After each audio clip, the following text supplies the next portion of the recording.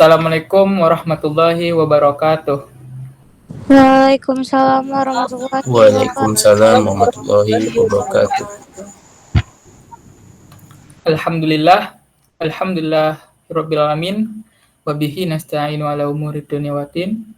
Wassalatu wassalamu ala asrofil anbiya'i wal mursalin wa ala alihi wa sahbihi rasulillahi ajma'in. Yang pertama dan yang paling utama, marilah kita panjatkan puji syukur kehadirat Allah Subhanahu wa taala yang telah melimpahkan rahmat dan karunia yang pada kita semua sehingga kita dapat hadir mengikuti webinar kita pada kali ini, pada malam ini tentunya dengan judul Consistency in Writing. Dan sholawat beriring salam tak lupa kita hadiahkan buat Nabi besar kita Muhammad SAW dengan iringan doa Allahumma sholli ala sayyidina Muhammad wa ala ali sayyidina Muhammad. Oke, yang sama-sama kita terima kasih tentunya kepada Pak Seide selaku founder Pro Knowledge Indonesia dan juga yang kami hormati narasumber pada webinar kali ini yaitu Kak Afifah Mesya Putri yang telah meluangkan waktu untuk membagikan pengalaman maupun ilmunya pada sesi kali ini. Nah, tak lupa juga saya berterima kasih kepada teman-teman panitia dan berbagai aspek yang mendukung kelancaran serta suksesnya acara ini. Dan tentunya peserta webinar yang saya banggakan. Oke, untuk informasi, project webinar ini merupakan sub-project dari main project All About Research. Jadi, pada main project tersebut ada 6 sub-project mengenai riset dan dibuat menjadi dari main project dipecah menjadi project-project kecil dengan macam-macam topik mengenai riset. Ada consistency in writing, yaitu webinar kita pada kali ini. Ada research methods, ada kuantitatif, kualitatif, latex, etc. dan lain-lain. Nah, kami berharap pada proyek ini ke depannya bisa menjadi lebih baik. Kapan lagi kita dapat ilmu tentang riset, apalagi ini teruntuk mahasiswa yang nantinya juga bakal bertemu dengan hal seperti ini juga. Selanjutnya, di sini saya akan sampaikan informasi singkat mengenai Kak Afifah Mesya Putri, yaitu merupakan mahasiswa tamatan dari kampus Universitas Riau yang memiliki beberapa prestasi yang luar biasa di bidang riset. Beliau memiliki tesis sarjana yang diterbitkan dalam jurnal terindeks Q1. Fokus penelitiannya itu terletak pada AI sebelumnya. Selain aktif terlibat dalam penelitian sebagai asisten peneliti, kakak ini juga pernah aktif berpartisipasi dalam konferensi internasional dulunya. Dan juga sebagai PM, Project Manager in Visiting Universities and Research Labs in Singapore and Malaysia dan lain-lain. Tanpa perpanjang mukadimah, langsung saja kita dengarkan pemateri dari Kak Afifah Mesya Putri mengenai tema atau topik yang dibawanya consistency in writing. Kepada Kak Afifah, bentar, sebelum itu di sini nanti 30 menit itu pemateri, ya, materi waktunya 30 menit dan 20 menit nanti akan dilanjutkan dengan sesi tanya jawab. Nah, buat teman-teman boleh mempersiapkan pertanyaannya nanti di sesi tanya jawab. Ya, langsung saja kita dengarkan materi yang akan disampaikan oleh Kak Afifah Mesya Putri. Kepada Kak Afifah, kami sambut dengan sukacita.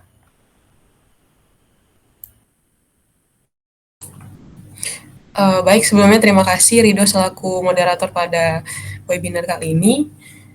Saya izin mau bagian layar untuk PPT-nya. Bismillahirrahmanirrahim. Assalamualaikum warahmatullahi wabarakatuh. Waalaikumsalam warahmatullahi wabarakatuh. Baiklah, di sini saya akan sedikit berbagi tentang pengalaman saya sebenarnya karena kebetulan agenda kali ini hanya sharing section, jadi kita sama-sama berbagi di sini. Jadi kalau misalnya terdapat kesalahan, tolong dikoreksi. Dan ini merupakan rangkaian dari project oleh ProKnowledge Indonesia dalam bentuk riset. Jadi nanti kalau nggak salah itu ada tentang bagaimana tips ketika mengkoleksi data, bagaimana membuat menggunakan SPSS dan lain sebagainya. Nah, saya di sini mungkin hanya bagian awalnya dalam menulis.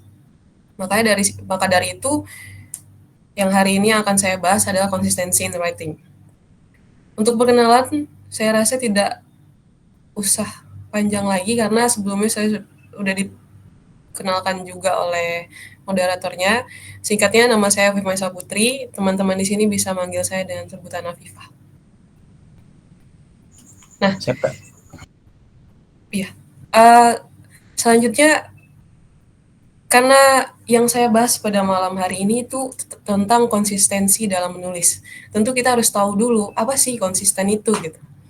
Kalau menurut KBBI sendiri, konsisten itu adalah sebuah kata sifat. Nah, ini kan kembali ke dasar lagi ke bahasa Indonesianya. Jadi sebelum kita tahu bagaimana melaksanakannya, kita harus tahu dulu apa sih definisinya gitu. Jadi dia mendeskripsikan tentang perilaku, aksi, ataupun keadaan yang stabil dan seragam dari waktu ke waktu. Nah, kita ambil contoh itu ketika misalnya teman-teman di sini ada yang menyukai bola voli. Teman-teman sudah menggeluti bola voli itu dari SD sampai saat kuliah. Nah, itu salah satu contoh dari konsisten yang terus rata. Nah, tapi ada juga konsisten itu naik ke atas. Itu biasanya berkaitan dengan kualitas. Konsisten yang terus naik ke atas untuk meningkat. Karena kalau dalam beberapa kasus, konsisten yang hanya rata aja, itu malah termasuk dalam menurun.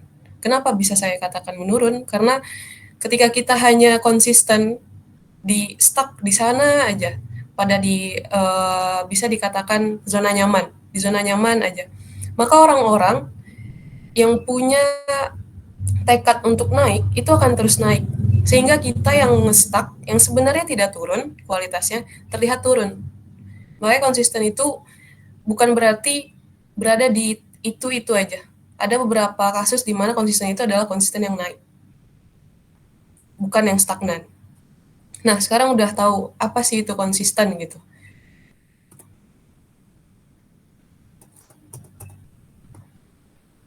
Nah, sekarang masuk ke dalam cara menulisnya.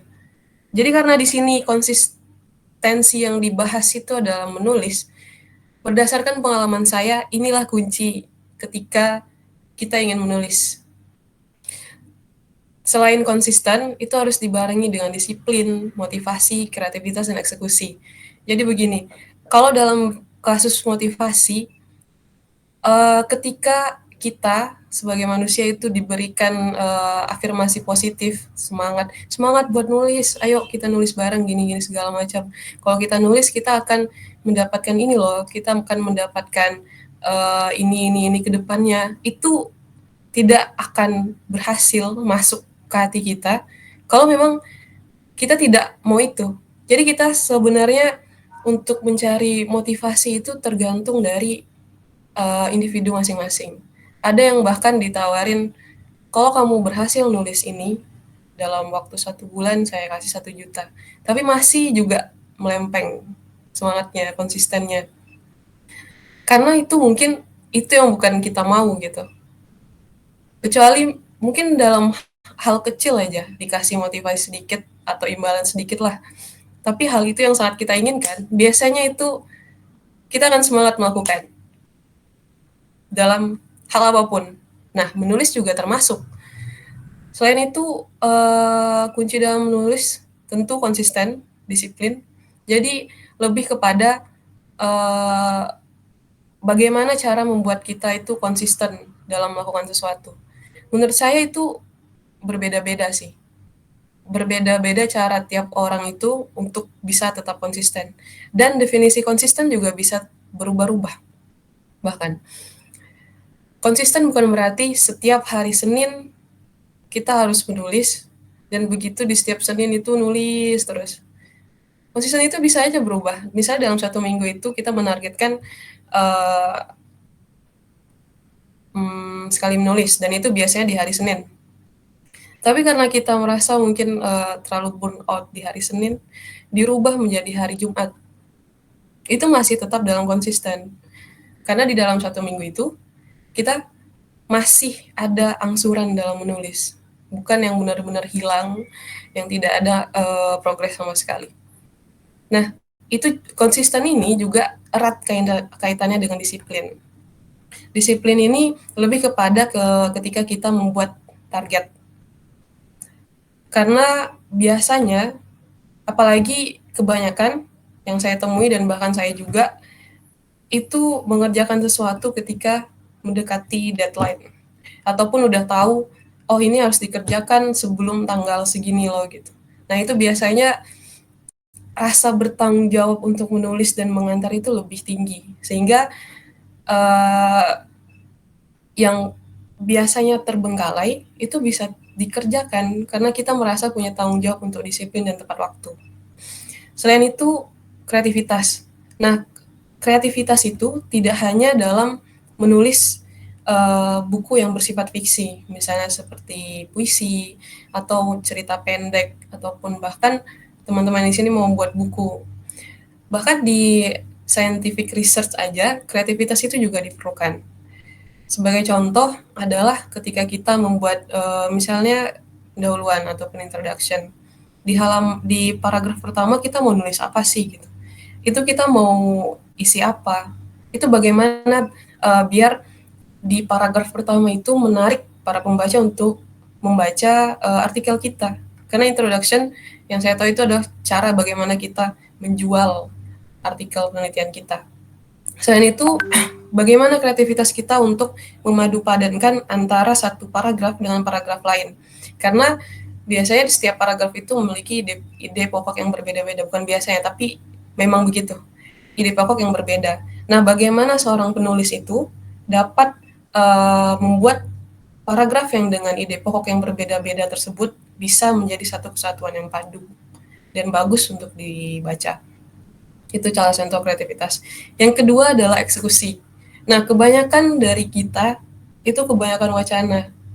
Misalnya kita melihat conference, terus wah ini conference-nya di Thailand nih, tanggal segini, dengan tema yang seperti ini.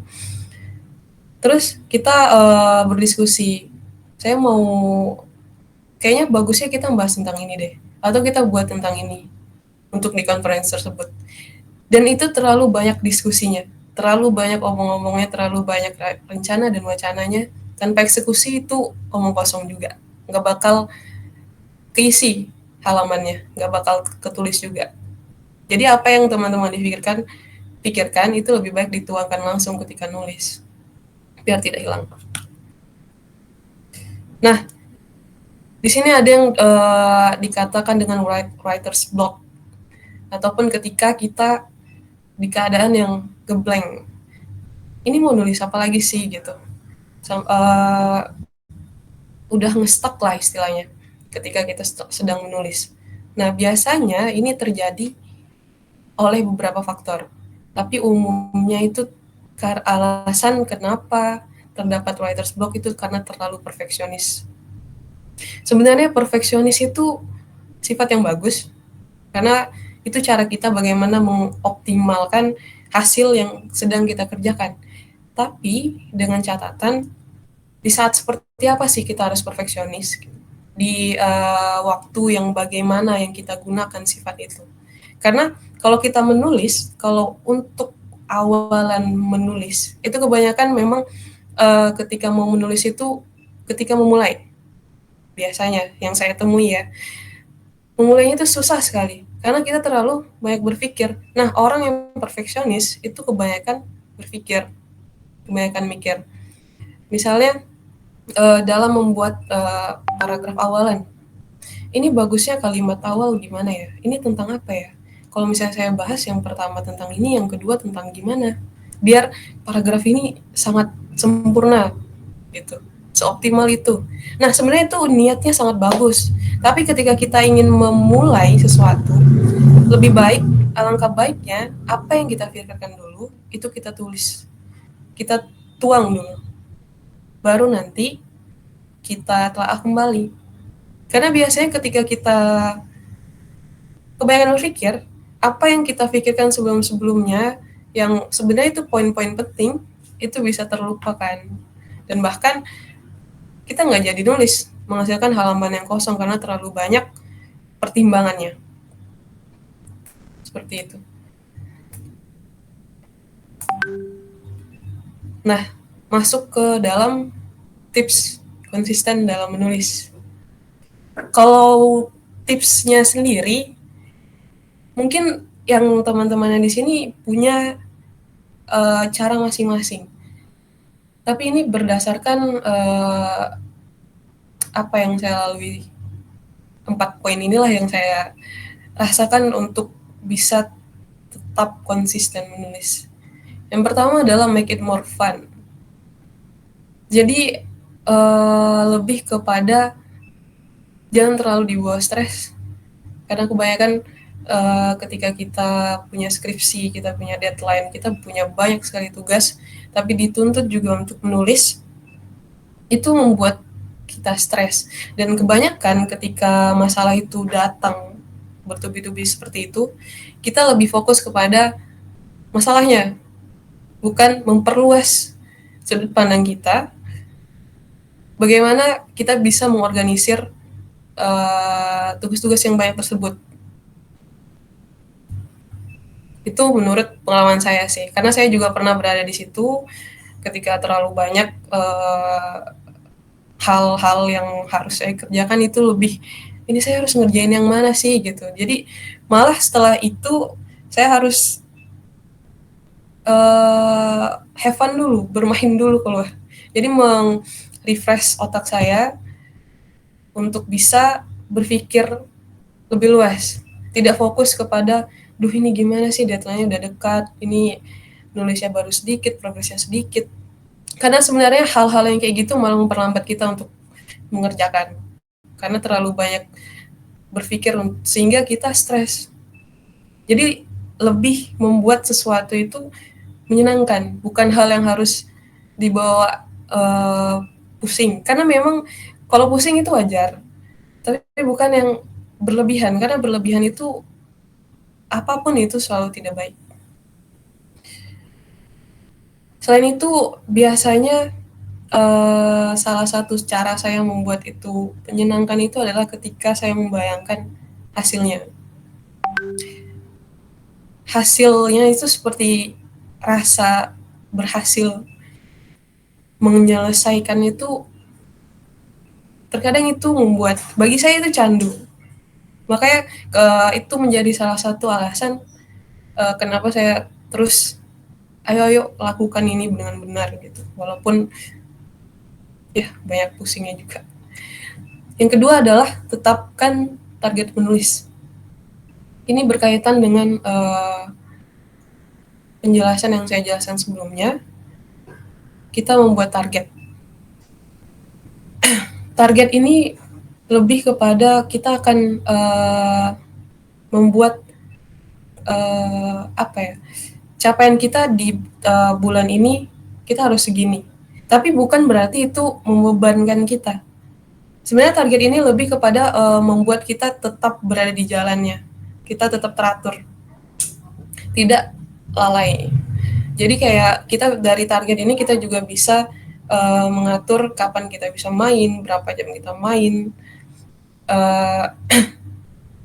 ini cara nulisnya bagaimana. Jadi target itu lebih yang membuat kita tetap berada pada tujuan. Karena biasanya kalau saya tanpa target, walaupun sebenarnya itu tidak ada disuruh, sebagai contoh ada tugas, ada project gitu yang memang tidak ada jangka waktu yang benar-benar mutlak. Misalnya ditetapkan harus tanggal 19 itu harus selesai ya, gitu, harus kasih ke saya. Tapi saya yang buat deadline-nya sendiri. Itu yang membuat saya bisa tetap berada pada jalur. Kalau enggak, bakal lalai, bakal kemundur waktunya. Seperti itu. Tapi ini balik lagi ke teman-teman, kalau memang lebih nyaman ya tidak bertarget juga tidak masalah. Lalu yang ketiga adalah teknik free writing. Nah, teknik free writing ini itu berkaitan dengan pembahasan writer's block tadi. Jadi ketika kita ingin menulis, jangan terlalu banyak berpikirnya. Memang ketika menulis itu tentu harus berpikir, tapi ketika ingin menuangkan sesuatu, jangan terlalu pikir kayak ini kalimatnya udah ideal nggak sih gitu, atau ini kalimatnya yang bagus gimana sih. Pokoknya apapun yang teman-teman pikirkan, itu langsung aja dituangkan di dalam kertas ataupun diketik. Biasanya setelah diketik itu misalnya 1 halaman, itu kembali saya baca lagi dari atas. Oh ternyata susunan katanya itu berantakan banget. Nah saat itulah kita melakukan atau membangkitkan jiwa perfeksionis kita. Nah disitulah kita kayak, oh ini ada pengulangan kata yang berlebihan di dalam suatu paragraf. Kita harus cari sinonimnya nih. Nah kita cari, kita ganti.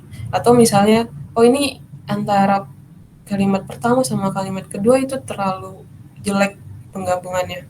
Oh ini kayaknya harus kita ubah. Atau bahkan kalimat kedua itu seharusnya di kalimat keempat. Nah saat itulah kita ubah, kita perbaiki. Bahkan baru-baru ini saya ada sempat baca cara merevisi ataupun memperbaiki tulisan kita itu bacanya dari bawah, terutama dalam spelling ataupun typo. Karena saya akuin saya sering banget typo.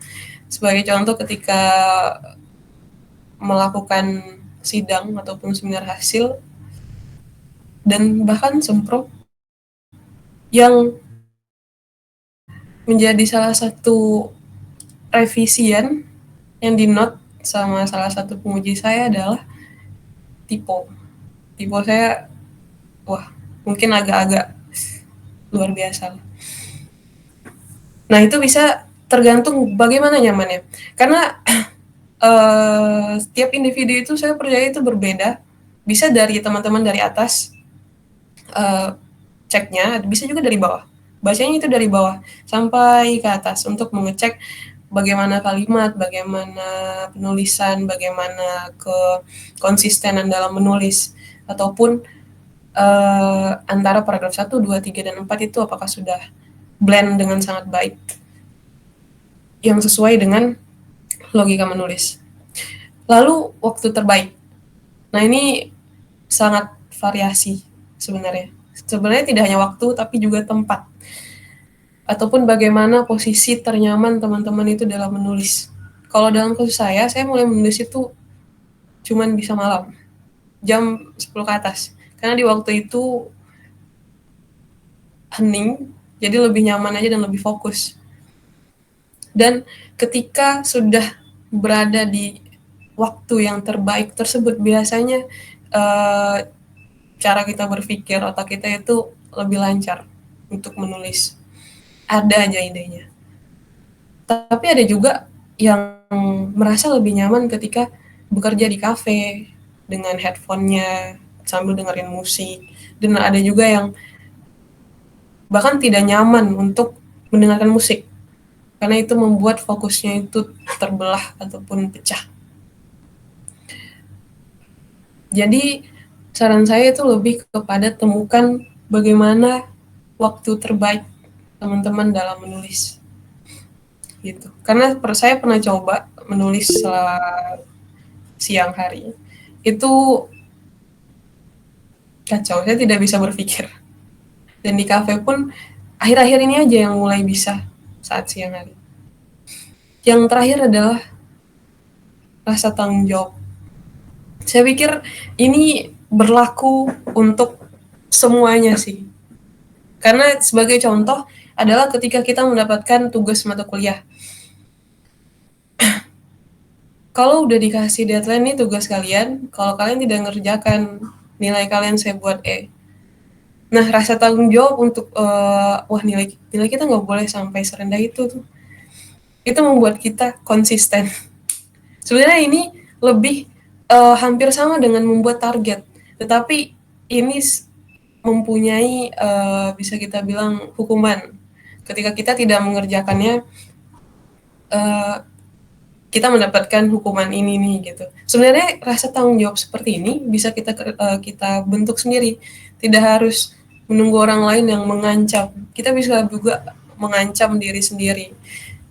Sebagai contoh, di tanggal 20 saya harus sudah selesai sebanyak 3.000 kata. Dan ternyata di tanggal 20 tersebut kita tidak selesai selama 3.000. Sebagai hukumannya, selama 3 hari saya tidak boleh keluar main bersama teman-teman. Sebagai contoh. Dan tetapi untuk mengimplementasikan hal yang seperti itu diperlukan yang namanya kedisiplinan diri. Nah, balik lagi. Jadi sebenarnya antara disiplin, konsisten, tanggung jawab, kreativitas itu saling berkaitan satu sama lain. Gitu. Jadi tidak hanya bisa berdiri sendiri. Nah, kalau dulu kebanyakan orang berpikir kita bisa menulis ketika kita mempunyai intelijensi yang lebih. Sebenarnya itu lebih kepada konsisten. Itu lebih penting menurut saya. Karena kalau kita konsisten, secara nggak langsung intelijensi kita akan naik sendiri. Karena kita, sebagai contoh adalah ketika kita membaca. Yang awalnya tidak suka membaca, tapi kita memaksa diri kita. Karena kadang memaksa diri itu diperlukan agar tidak terlena pada zona nyaman. Nah, zona nyaman satu. Zona nyaman itu kadang sangat berbahaya. Karena itu akan membuat kita terlena dengan hal yang begitu-begitu saja. Kita nggak mau mengambil resiko. Kita mau berada di, udahlah kayak gini aja. Masih hidup kok. Tapi sebenarnya memang keluar dari zona nyaman itu memang nggak mudah. Saya akuin, bahkan saya juga masih di zona nyaman. Tapi kadang kita tetap perlu untuk memaksa diri kita keluar dari sana untuk bisa terus mengupgrade diri. Mungkin dari saya untuk konsistensi dalam menulis udah sampai di sana saja. Kalau ada lebih dan kurang saya dalam menyampaikan, saya mohon maaf. Saya kembalikan ke moderator. Terima kasih. Oke, terima kasih kepada Kak Viva yang telah menyampaikan materi yang luar biasa mengenai konsistensi in writing ya, bagaimana kita konsisten dalam menulis. Tadi sudah jelaskan beberapa poin seperti tips bagaimana konsisten dalam menulis dan beberapa hal yang tak kalah penting dari pengalaman yang telah dirasakan oleh Kak Viva sendiri. Nah, selanjutnya kita masuk ke sesi tanya jawab. Di sesi tanya jawab ini waktu yang diberikan yaitu 20 menit. Untuk teman-teman yang ingin bertanya, boleh silakan bertanya. Jadi sistem pertanyaan itu nanti satu orang bertanya dan langsung dijawab oleh pihak pemateri sendiri. Nah, silakan yang ingin bertanya, boleh angkat tangan langsung atau on voice boleh. Kak Novi ya, Kak Novi mau bertanya, silakan. Kepada Kak Novi kami persilakan. Baik, terima kasih ya Rido. Udah kasih kesempatan buat saya untuk bertanya kepada Kak Viva selaku pemateri di kesempatan kali ini. Untuk ini izin ya Kak, nggak on cam. Novila mau tanya, kalau misalnya kita menulis itu kan banyak kata-kata yang harus kita perbaiki. Entah itu kata-kata yang rancu, entah itu kata-kata yang kita pikirkan, kita tuangkan, namun masih harus ada perbaikan. Di situasi kayak gitu, untuk kakak sendiri, apakah menggunakan AI untuk memperbaiki itu atau hanya dari pikiran-pikiran sendiri, Kak?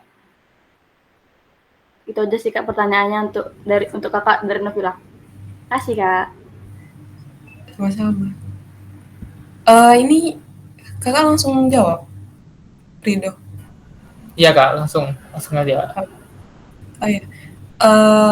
Oke. Makasih Novila atas pertanyaannya. Jadi pertanyaannya adalah ketika kita secara intinya itu ketika kita ngoreksi tulisan kita yang mungkin banyak salahnya dari segi bahasa, dari segi penulisan, apakah kakak menggunakan AI ya? Kalau dari oke. Kalau dari pengalaman sih, kalau dalam screeningnya, dalam menilai tata bahasanya itu, kakak screening sendiri, manual. Tapi ketika dalam mencari, misalnya sinonim lah, itu kakak gunakan AI. Ataupun gunakan, kakak lupa nama websitenya, itu tempat khusus mencari sinonim dari beberapa kata gitu. Tapi ketika kakak pengen memeriksa, itu memeriksa manual. Dan pembuatan kalimat, misalnya mau diatur ini di awal atau di akhir ini, di atas ataupun di bawah, itu manual sendiri. Sebenarnya lebih ketakut ke plagiasi sih, makanya saat ini masih manual. Begitu. Tapi mungkin kedepannya mungkin akan coba explore apakah mungkin ada cara lagi untuk menggunakan AI dalam screeningnya gitu. Tapi kalau kakak saat ini masih nyaman menggunakan pemikiran sendiri sih, kecuali kalau misalnya mencari informasi yang seperti yang dibilang sebelumnya terkait sinonim ataupun bahasa bakunya ini apa sih gitu, itu baru dicari di googling gitu. Oh, oke Kak. Boleh lanjut nggak Do? Lanjut nanya. Silahkan bertanya. Gini Kak, kan kalau misalnya Kakak tadi kan pakai manual kan caranya. Kalau misalnya kita tuh nggak percaya diri sama tulisan kita, ini nih menurut kita udah benar gitu kan Kak, menurut kita udah bagus gitu. Kadang orang lain yang membacanya itu bisa jadi salah ataupun nggak sama pemahamannya sama kita. Itu tuh gimana Kak? Nah, tadi katanya ada poin orang lain kan. Jadi mungkin orang lain tersebut bisa membantu Novila dalam mengoreksi. Apalagi misalnya sama teman gitu. Tolong dong dibaca, ini kira-kira menurut kamu udah pas belum bahasanya gitu. Kalau memang kurang percaya sama diri sendiri, tapi menurut kakak itu kenapa nggak percaya gitu kan, ini hasil kita gitu. Tapi walaupun memang ketika ingin mengoreksi kita nggak bisa juga berfokus pada diri sendiri, tentu kita membutuhkan orang lain juga untuk memberi penilaian. Jadi itu lebih kepada kita ajaklah teman kita gitu, tolong dong, minta tolong, ini udah pas belum kalau dari segi pembaca, karena apa yang kita tulis biasanya itu untuk dibaca oleh pembaca kan. Nah, jadi untuk satu proses untuk di screening itu adalah kita menarik minimal satu pembaca untuk menilai apakah ini sudah bisa dipahami nggak sama dia gitu, teman kamu misalnya gitu, dari tulisan kita. Oke Kak, kayaknya udah cukup menjawab pertanyaan Novila. Untuk Kak Viva, makasih ya Kak udah menjawab. Oke. Ada yang mau tanya lagi? Kak Aul, silakan Kak Aul. Kak Aulia ya. Baik, terima kasih Rido. Aulia ingin bertanya kepada Kak Viva selaku pemateri. Tadi kan kakak bilang kakak fokusnya tuh kalau misalnya malam terus jam 10 ke atas gitu kan. Nah, gimana cara kakak fokus? Soalnya nggak banyak, rata-rata juga orang kalau misalnya udah buka laptop itu kan masih pikirannya masih ke hal yang lain gitu Kak.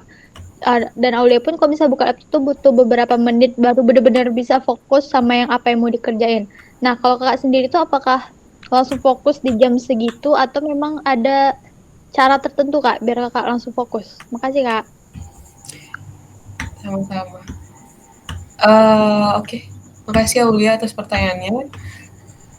Cara fokus itu kalau dari pengalaman pribadi, Makanya kenapa jam kerja kakak itu mulai jam 10, karena di puas jam 10 itu main handphone. Jadi setelah udah jam 10, biasanya tuh udah capek sama handphone, makanya udah terlanjur lebih fokus karena kalau kakak itu ketika udah capek sama handphonenya ya, ketika untuk kegiatan baru itu akan lebih fokus ke menulisnya. Tapi sebenarnya bukan berarti ketika kakak menulis dari jam 10 itu sampai jam 2 itu benar-benar nggak megang handphone. Jadi ada ketika sudah matanya itu udah lelah, itu buka handphone sekitar 10 menit. Jadi balik lagi ke target sih. Jadi kakak mencoba disiplinin diri lah. Kalau udah buka handphone, berarti cuma boleh 10 menit. Gitu. Atau 5 menit, tapi jarang sih 5 menit, karena nggak cukup biasanya. 10 menit minimal. Tapi jangan lebih dari 15 menit. Lebih seperti itu sih. Kalau untuk awal fokus, biasanya kakak nge-play musik instrumen untuk di awal. Tapi ketika udah fokus ke tulisan, itu biasanya musiknya tuh nggak kedengeran lagi, padahal musiknya itu masih ada. Jadi lebih ke menikmati sih ketika menulis. Jadi kenapa kakak memilih apa yang ditulis itu adalah apa yang kakak tertarik pada saat itu. Karena biasanya ketika kita tertarik pada suatu hal, itu kita akan lebih fokus untuk mengerjakannya. Jadi kita lebih mendalami dan tidak mudah untuk ke distract dengan hal lain gitu. Karena kita juga suka loh sama apa yang kita bahas ini gitu. Jadi salah satu tips juga dalam memilih judul menurut kakak ya, itu adalah ketika kita menyukai dan tertarik dengan topiknya. Misalnya ketika yang akhir-akhir ini tren kan kayak ChatGPT, sering dipakai, jadi penasaran, kepo. Nah, kita jadi penasaran sama topik ini gimana sih gitu. Nah, itu bisa dijadiin topik penelitian yang kita lebih enjoy untuk mengerjakannya. Oke, Kak. Kasih, Kak. Iya, sama-sama. Oke, masih ada beberapa waktu tersisa. Mungkin dari peserta yang ingin bertanya masih bisa bertanya kepada narasumber. Silahkan yang mau bertanya. Saya mau nanya lah, Kak. Pertanyaan saya itu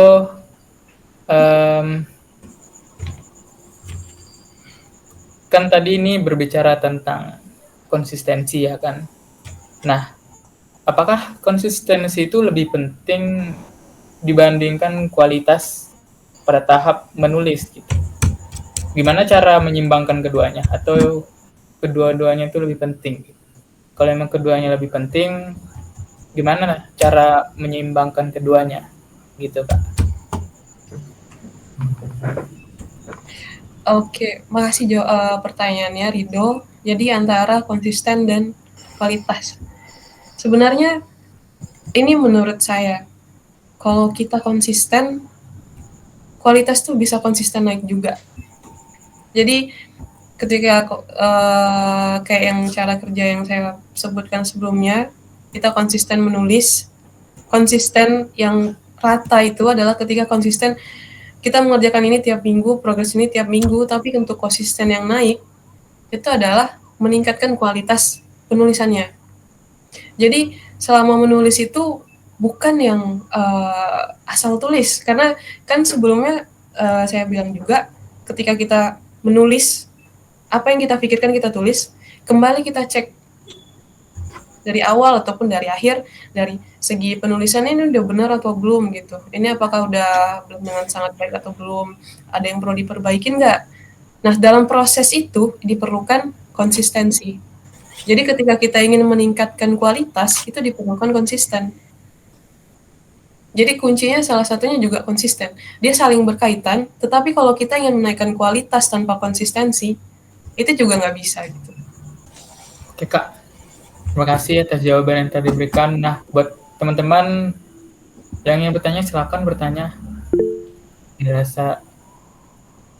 Oke, Rahmayani, silakan. Untuk Kak Viva, Mai mau nanya Kak, misalnya kita lagi nulis, terus nge-stuck kita di setengah halaman atau mentok-mentoknya tuh di satu halaman Kak. Biasanya Kak Viva tuh bagaimana ya cara mengatasi hal itu? Terus Mai mau nanya juga, apakah hal itu wajar untuk setiap penulis Kak? Makasih Maya atas pertanyaannya. Jadi kalau wajar, sangat wajar malah. Karena saya juga beberapa kali ngalamin yang namanya writer's block, yang kayak tadi kita nge-stuck di satu halaman. Itu biasanya kalau udah nge-stuck, saya lebih ke menghibur diri sih. Mau itu main game, atau hanya main bareng teman, atau bahkan cuman ngobrol di telepon gitu. Ngajak ngobrol teman gitu untuk merefresh otak. Itu biasanya kadang saya ngalamin burnout gitu yang cukup susah untuk dihilangkan gitu. Nah, itu biasanya kayak ngambil break dulu. Bisa juga bahkan bisa sampai 3 hari untuk mengembalikan apa ya? Keadaan otak saya seperti semulanya gitu, untuk bisa berpikir kembali. Dan biasanya itu ada pemantiknya untuk bisa balik lagi. Lebih ke, duh ini deadline-nya udah mepet nih, kayaknya harus nggak bisa dileleh-lehanya kebanyakan kelamaan gitu. Nah itu biasanya untuk kembali, selain untuk have fun tadi ya, setelah kita setelah main-main itu mulai lagi tuh baca-baca terkait, minimal di Google deh terkait topik kayak misalnya blockchain sekarang yang tren apa ya gitu, ini tentang apa ya, hal yang bergambar ataupun yang membuat pembahasan itu menarik, atau mencari hal-hal yang baru di bagian topik kita gitu. Itu menjadi salah satu cara kakak untuk keluar dari zona yang stuck seperti itu gitu. Selain itu juga kadang kalau memang lagi ngeblank dan nge-stuck tapi sangat dikejar sama deadline, itu biasanya di-force ataupun dipaksa. Karena ketika kita memaksa, misalnya nih baca, terus tuangkan aja gitu, paksa terus, itu biasanya balik lagi. Biasanya kalau pengalaman pribadi ya, balik lagi. Kalau misalnya memang kita memang sangat dikejar dengan deadline gitu, nggak bisa kita terlalu lama untuk break. Jadi cuman bisa ngobrol bareng teman nih, ya misu-misu lah minimal ke teman gitu, ataupun ke sosial media yang di private, misu-misu di sana, terus baru balik lagi nulis.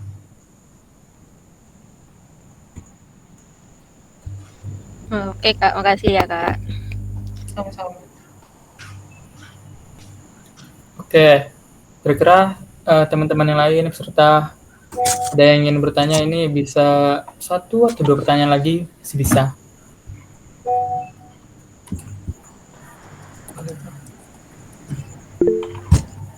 Oke, silakan Ragel. Silakan. Halo Kak, terima kasih Baik. aku Ragel. Jadi menurut kakak gimana tanggapan kakak tentang penggunaan AI dalam menulis? Kenapa? Penggunaan AI dalam menulis, gimana tanggapan kakak tentang penggunaan AI dalam menulis? Oh, oke. Terima kasih Ragel atas pertanyaannya. Jadi tanggapan kakak dalam penggunaan AI itu sah-sah aja. Bahkan kalau ada yang mudah, kenapa yang cari jalan yang sulit gitu? Karena orang menciptakan sesuatu juga untuk mempermudah manusia dalam mengerjakan urusannya. Tapi tentu dalam penggunaannya itu ada yang namanya etik. Jadi bukan berarti ketika kita menulis itu ChatGPT tolong buat dong introduction-nya untuk topik ini langsung di kopas gitu. Itu salah dalam penggunaan. Jadi dalam penggunaan AI untuk menulis itu punya caranya tersendiri. Sebagai contoh, pakai yang paling sederhana lah ChatGPT lah gitu. Tolong buat kerangka introduction untuk tema penelitian ini. Nah, dia akan memberikan paragraf 1 isi ini gitu. Paragraf 2 tentang ini, 3 tentang ini, 4 tentang ini, 5 tentang ini. Nah, itu kan salah satu bagaimana AI mempermudah kita dalam menulis. Dia memberikan kita saran dalam kerangka penulisan. Itu bisa menjadi salah satu masukan untuk kita dan bukan berarti kita terpatok dengan apa yang AI katakan. Jadi kita jadikan AI itu tools yang sesuai dengan etiknya dalam penulisan, bukan malah menggunakan AI untuk tools yang membuat kita melakukan kecurangan. Apalagi sekarang ketika menulis menggunakan AI sudah ada AI detektor. Itu kan udah bisa dideteksi ini bahasanya menggunakan AI. Yang bahkan dari mata telanjang aja beberapa dosen tuh udah tahu, ini bahasa AI nih gitu, bukan bahasa dari kita sebagai manusia gitu. Jadi sah-sah saja menggunakan AI dalam menulis, tapi kita harus tahu bagian mana nih yang bisa menggunakan AI. Bagaimana regulasi yang seperti apa ya itu dapat digunakan untuk mengoptimalisasi penulisan kita. Baik, makasih Kak masukannya. Sama-sama. Nah, tadi ada satu orang yang mau bertanya lagi kan, Ijul ya? Ijul, silakan Jul. Baik, terima Pertanyaan kasih. terakhir. Oke, baik, terima kasih Ridho telah memberikan saya kesempatan untuk bertanya. Nah, saya ingin bertanya Kak Afifa, Kakak percaya nggak kalau bahwa kita ini berkonsistensi ini akan meningkatkan keterbacaan atau justru kita ini nanti membuat tulisan kita itu merasa kayak kaku gitu, dan mungkin itu akan mempengaruhi engagement pembaca gitu, ketertarikan pembaca. Gimana, bisa diulang nggak Jul? Konsistensi kita ini nggak bisa meningkatkan keterbacaan atau bisa membuat kata-kata kita ini monoton nggak, malah tambah buruk atau tambah bagus gitu, sehingga nanti bisa menarik pembaca. Jadi pertanyaan konsistensi ini membuat tulisan kita menjadi kaku ya? Iya. Konsistensi dalam hal apa nih? Dalam membaca? Menulis.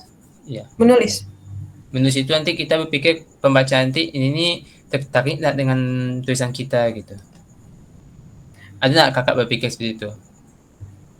Berpikir kayak apa yang kita tulis nih tertarik nggak orang gitu ya? Iya. Sering. Karena kalau menulis kan, kita menulis sesuatu kan untuk dibaca sama orang lain. Jadi ketika menulis itu aja, bahkan setiap menulis, ini kira-kira bagian ini orang tertarik nggak ya baca gitu? Bosan nggak ya bacanya kalau misalnya saya lakuin itu? Misalnya kok gitu Kak, Kakak mengubahnya nggak atau tetap kayak gitu tulisannya? Mengubah.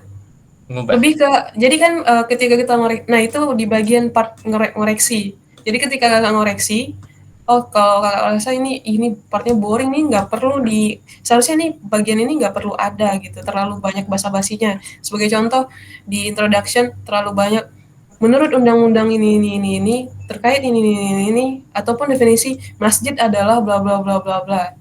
Kan ada beberapa yang masukkan itu. Kan itu bagian yang tidak penting dan tidak terkait dengan penelitian ataupun masalah yang ada di penelitian kita.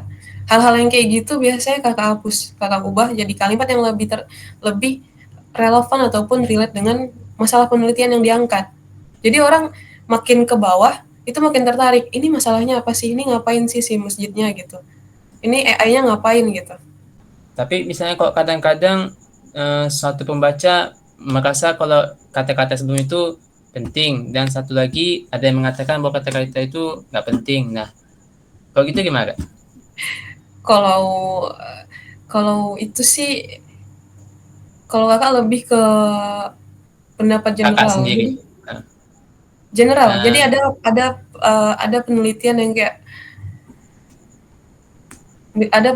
yang kayak bilang isi dari introduction tuh apa aja sih bagusnya gitu. Atau kalau misalnya kita membaca artikel penelitian, itu kita perhatikan polanya. Orang ini bahasnya apa aja sih dalamnya gitu. Apakah tentang fokusnya ke definisi atau apa, dan kita lihat yang jadi panduan itu tentu yang punya kualitas kan, yang berarti yang publikasinya yang di atas gitu. Nah itu yang dijadi panduan, kita lihat polanya gitu. Jadi tidak hanya terpaku pada penilaian satu orang, karena penilaian satu orang kan itu bersifat subjektif. Sedangkan yang kita baca, yang membaca punya kita itu orang banyak. Jadi lebih kepada ngelihat pola artikel-artikel yang udah memang publish dan punya kualitas yang baik, misalnya yang publishnya di Q1 gitu. Nah kita lihat polanya itu gimana. Jadi lebih ke situ. Baik, terima kasih Kak atas jawabannya. Sama-sama. Oke, jadi itu tadi pertanyaan terakhir pada sesi tanya jawab kali ini. Sudah cukup 20 menit dan sepertinya kita berada di penghujung acara pada malam ini. Nah, tadi kita udah banyak dapat beberapa pengalaman tentunya, dan juga ya, memang itu si webinar ini dilakukan untuk sharing session ya, berbagi bersama ahli pada bidang penulisan ini. Nah, hal-hal yang kita dapat tadi ada beberapa hal seperti konsisten dan disiplin dalam menulis, yang mana ini penting untuk kita jaga agar penulisan yang kita lakukan itu lebih terlatih dan efektif nantinya. Ada juga motivasi yang guna untuk kita pertahankan sehingga semangat kita dalam menulis dalam jangka panjang itu tetap bertahan dari waktu ke waktu. Ada kreativitas yang merupakan bagian dari tips yang disampaikan oleh narasumber sendiri, karena penting untuk memunculkan ide-ide baru pada tulisan yang kita buat dan sebagainya. Nah, selanjutnya kita masuk ke sesi dokumentasi yang dalam hal ini akan dipandu oleh teman kami, yaitu Jul Arif Darmansyah. Kepada Jul Arif kami persilakan. Baiklah, saya akan menghitung countdown dari 1 sampai 3. Jika sudah 3, 2, 1, nah saya screenshot. Oke. Baik, 3, 2, 1. Cheese.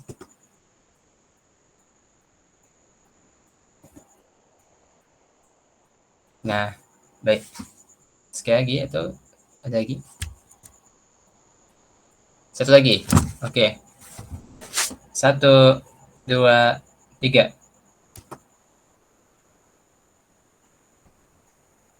Nah. Baik, terima kasih. Moderator, lanjutkan.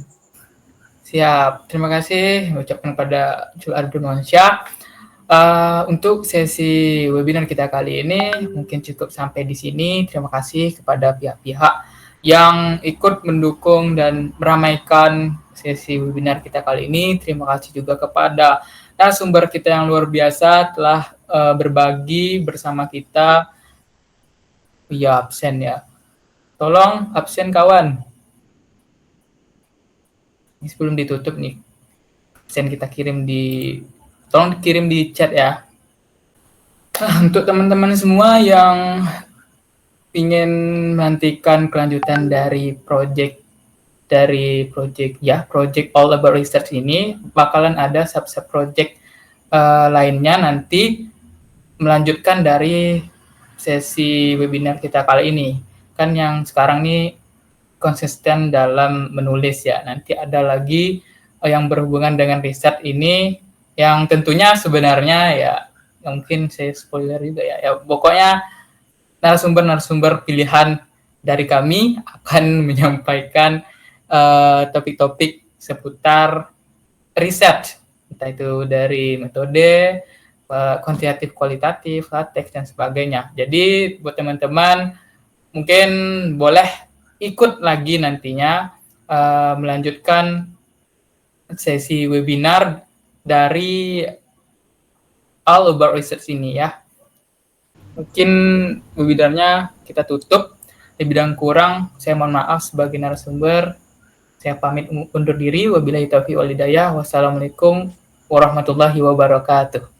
Waalaikumsalam warahmatullahi wabarakatuh. wabarakatuh.